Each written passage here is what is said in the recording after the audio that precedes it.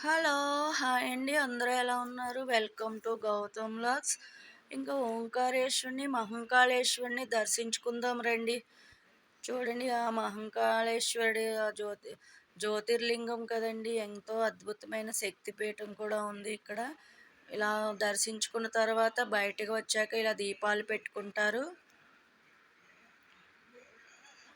Puri Jagannadh temple పోలి ఉంది కదండీ! రాజగోపురం అయితే చాలా బాగుంది. ఇంకా లోపలైతే శ్రీరామ మందిరం ఉంది. గోపురముకు పైన ఇటువైపున ఇలా శివుడు ఇది ఉంది. ఇంకా లోపల ద్వారంలోకి లోపల ఇలా దర్శించుకోవడానికి వెళ్తే లోపల ఫోటో స్వామిది ఎలవ్ లేదు.